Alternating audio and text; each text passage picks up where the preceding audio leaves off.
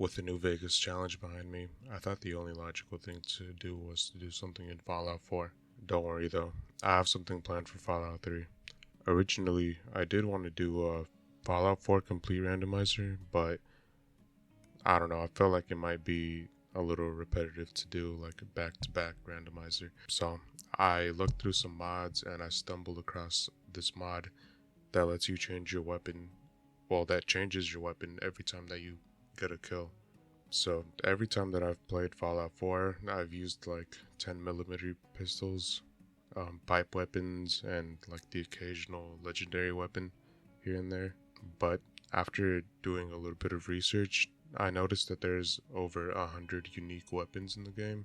And with that knowledge in mind, I wondered if I could beat Fallout 4 while having my gun change with each kill. Also, a little side note, this mod triggers even like when your companion gets a kill, this mod triggers, so it counts. So I decided to keep companions with me just so I have a higher chance of getting different weapons that I've never used before. But anyways, let's just get right into it. So I recorded my footage in the beginning. I have no idea what happened to it, but I did record it.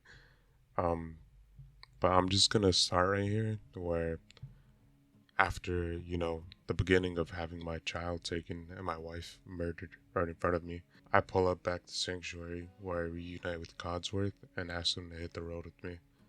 So, if you played Fallout 4 before, you know that right after leaving Sanctuary, the first place you discover is a Red Rocket station, gas station, and usually Dogmeat is like outside fighting some mole rats, but this time when I got there, he was kind of just chilling there, and I had to scoop him up and bring him with me. Once I picked him up, Concord's not that far away, so once we arrived at Concord, I heard like the faint sound of gunfire in the distance, and what do I see other than the most loved man in the Commonwealth, Preston Garvey, who, after all these years, still has me traumatized.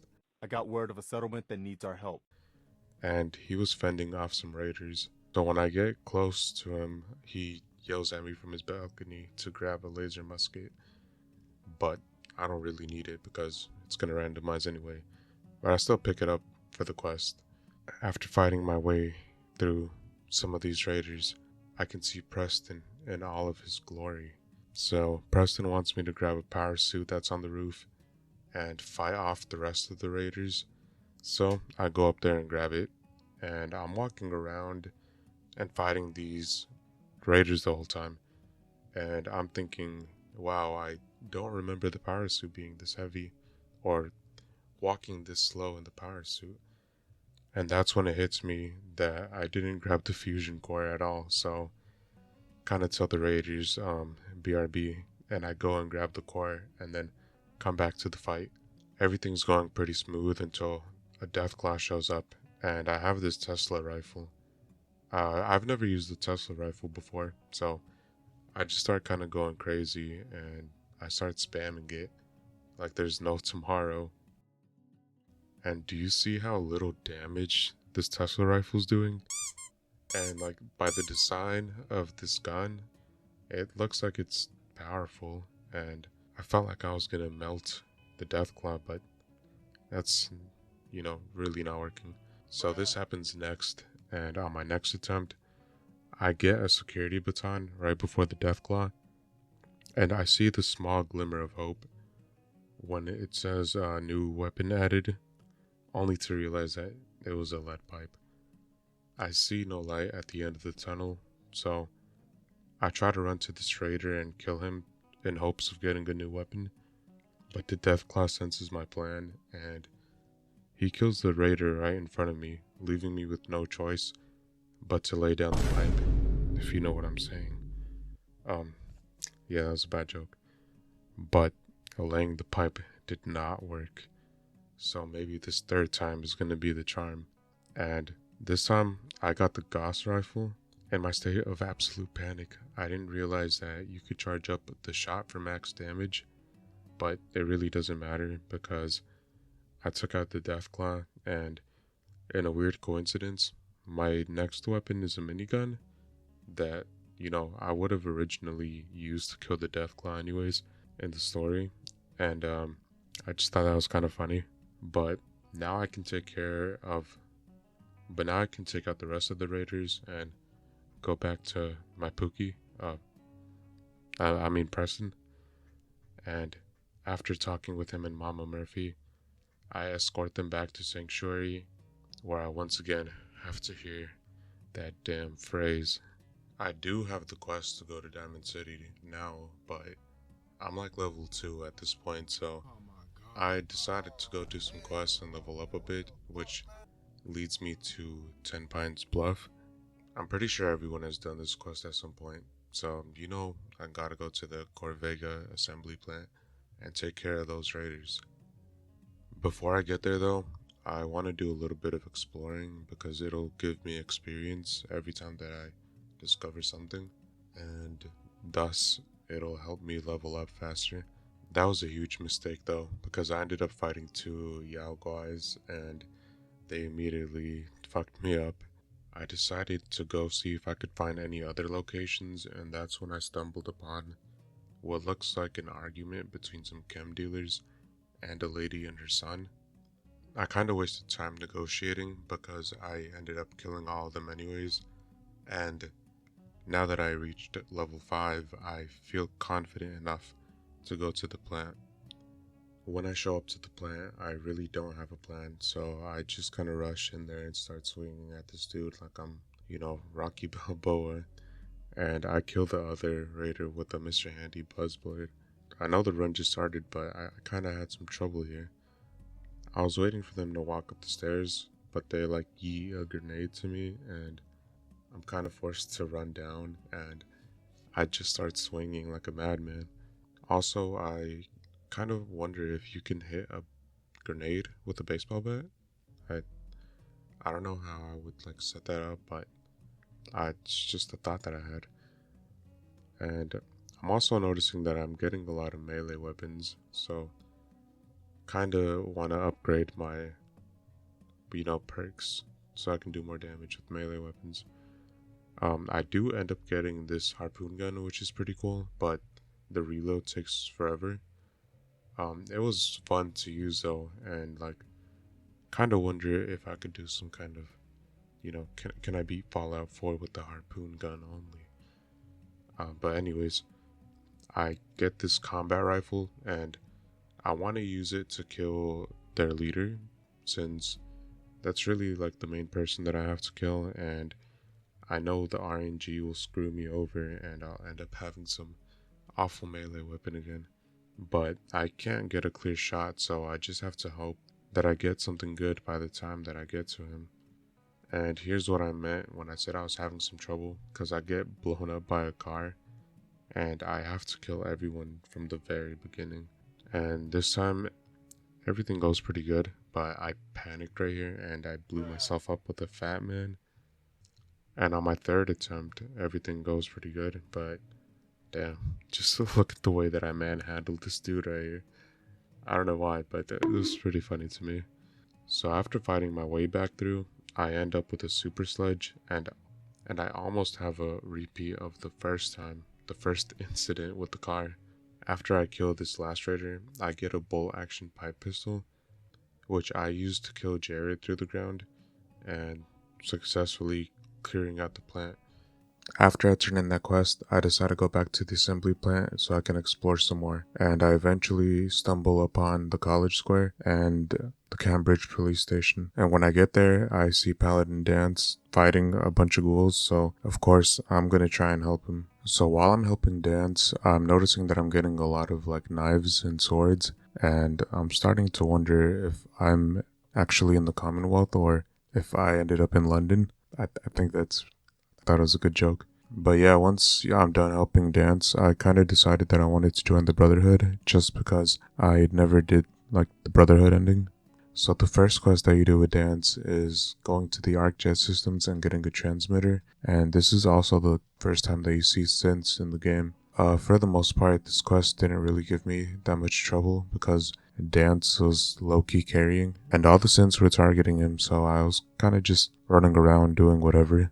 The next quest that I decided to do was cleansing the Commonwealth, and it's just clearing out these ghouls from the subway station. Nothing too interesting, but I did get this weapon called the Broadsider, and it shoots like cannonballs or something. I don't know, I just thought it was cool, because I never saw it before. And once I fast traveled back to the police station, I kept hearing like these sounds, and then I see like something from the corner of the screen, and it was a ghoul that somehow got into the police station. I don't know if he was undercover, if he wanted to join the Brotherhood, or I don't know, maybe he wanted some revenge, but the Brotherhood's not taking any new recruits, so kind of decided to end him right there and then. Low key, I was getting bored doing all the Brotherhood quests, so kind of just decided to say fuck it and go to Diamond City.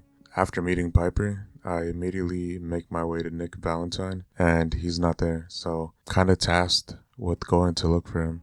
After tracking him down to Park Street Station, I unload all my ammo from my minigun on Dino, and I'm just like, damn, what kind of business casuals does he have? To the point where he ate all my bullets. But nonetheless, I rescued Nick, and right as we're getting ready to leave, we're confronted by Skinny Malone, Darla, and some henchmen. But they really aren't a problem. I mean, just look at this.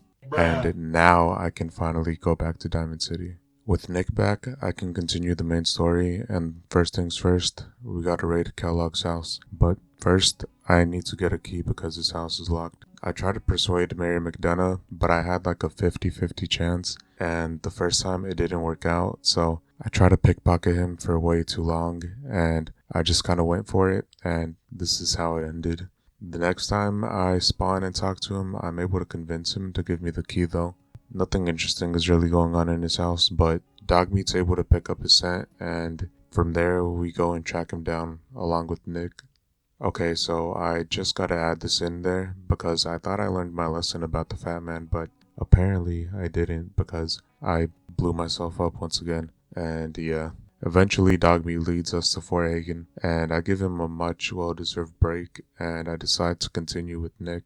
Okay, so after fighting my way through Fort Hagen, I eventually come face to face with Kellogg, and I have a commie whacker, so I'm kinda screwed here, and my only real hope is killing this synth and praying that I get something good, which actually happens for once, and I get this automatic rifle, which makes the fight pretty easy, when Kellogg is not going invisible. But now that Kellogg's taken care of, I can make my way to Good Neighbor and see Dr. Amari and take a look into Kellogg's mind. So in Kellogg's mind, we figure out that the Institute uses teleportation to get around, and Dr. Amari tells me that my best chance of getting into the Institute is to find Virgil, a rogue scientist in the Glowing Sea, but I'm pretty nervous going there because if you know anything about the Glowing Sea, that's like where the worst of the worst is. Before I continue to the Glowing Sea though, I gotta go pick up a radiation suit in Diamond City so I don't instantly get radiation poisoning or radiation sickness and die. So when I finally do reach the Glowing Sea, I have one plan in mind, and that's to make a straight line to my objective and don't look back and don't get distracted and just run. Honestly, I'd say it went pretty smooth. I was low-key panicking when these rat scorpions popped up, but I made it all in one piece. Actually, I made it to this crater where people are worshipping me for some reason. You guys get it because of my name, Adam, Children of Adam. Anyways, I made it to Virgil, and he informs me that I need a Corsair chip from a synth, so I can find one in the CIT ruins. Let me tell you, this next part was a pain in the ass, because I followed the signal for about 30 minutes, only to figure out that it was coming from a completely different building, and this whole section kind of made me want to pull out my hair. So I walk in there and notice a fight going on. I decide to just run in, balls to the wall, straight up decapitated this dude, and then I get a missile launcher. I got too much fat man PTSD, so I run away to get a better shot, and I end up going from missile launcher to missile launcher again, but I'm not complaining. And of course, the good times can never last, cause I got some knuckles right afterwards, but one critical later, he's dealt with, and let me skip to where I keep dying. So I'm right here with this pull queue, just watching everything go down, and I'm just like, damn. And of course, my real only strategy is to run in like always, try to do as much damage as I can, But before I can even cross the bridge, I get blown up by some cryo mines. After I respawned, I came back and started creeping up slowly because I thought the mines were still there, but they like despawned, so it worked out pretty good for me. So my strategy is to lure this gunner to me so I can just whack him with the pool cue, which also works out. I tried to fight my way through the section more times than I could count, eventually realizing that I needed to stockpile some stim packs and other forms of healing. With my 20 stim packs, I fight my way up to Z247, and I don't remember the fight being this hard, or maybe I'm just pretty bad, but eventually I kill him after using 10 stim packs, and I reward myself by having some nice quality quiet time with Piper on the roof. I then decided that I wanted to side with the railroad, so I went and looked for them, and I did some quests for them before I decided to go back to Virgil, where I got the schematics to build a teleporter. After going through hell and back for the parts, I'm finally able to make the teleporter and get into the Institute. I reunited with Sean, but I don't even really know him like that, so I'm gonna continue with my plan with the railroad to betray him and free all the synths. Before I can do that though, I have to work with him for a bit while things get set into place. My first task is to bring back a rogue synth, but not alone. Right here is where you meet X688, who can become a companion later on, although I never had him as a companion in any of my playthroughs, which I probably should at some point. The rogue synth is in this place called Libertalia, which it's essentially like a bunch of houseboats, and it's low-key one of my favorite places in the game. Getting to him was pretty easy, except for when I had to fight this legendary raider, and all I had was a baseball bat, and I was doing 5 hit points worth of damage. So I go to kill these 2 raiders in hopes of something better, and I do get a Gatling laser, but after I killed the second raider, I got another baseball bat, and I kinda just accept that it's my fate to kill this legendary raider with the baseball bat. But I don't even kill him, I just kinda hit him until he falls off the side of the edge, and I'm not waiting for him to run back, and I'm definitely not gonna run down there. So I ignore him for now, and I continue on. After I convince Gabriel to go back to the Institute, I go back down to tend to my unfinished business, and with one last hit from my shish kebab, I'm satisfied and I can leave. So after witnessing all hell break loose at Bunker Hill and finding Father Sean on the roof looking like an edgelord, he decides to make me the new leader of the Institute because he reveals that he's sick and he's gonna die soon. So right here's kind of where I wanted to stop playing, because you gotta go to the mass fusion building to get some pre-war tech, but the place is overrun with Brotherhood. On the roof of the building, there's some Brotherhood that you have to kill to be able to access this elevator, and the whole elevator right down, there's Brotherhood just shooting you from all different directions. A good majority of this portion I spent hiding behind Piper and using her as a shield and praying that I somehow make it down to the bottom. But of course the elevator loses power and I have to fight a Brotherhood knight and some scribes, and that goes as well as you'd guess. But after a few more tries, I get lucky with this combat shotgun, and then I finish off the last scribe with the machete. After restoring the power, we can continue, and right here, I was like, damn, because Dr. Fillmore got melted by those lasers instantly, and yeah, the same thing happened to me too. So I respawned outside of the mass fusion building, and some super mutants wanted some beef, so I had to go and give it to them. And when I went back inside the building, there was some more Brotherhood and a legendary one. Now I don't know why I tried to fight them, because I literally just got swatted away like a boat fly. And I'm just like, alright, I'm gonna run past everything and get to my objective, which I do make it to. So when you take the agitator, you're forced to fight all the security, and that includes the sentry bot. And this whole time, I'm just thinking this is where the run ends. But when I take out this laser turret, I get a railway rifle, and this thing is a godsend, because I had no idea it was this good against sentry bots.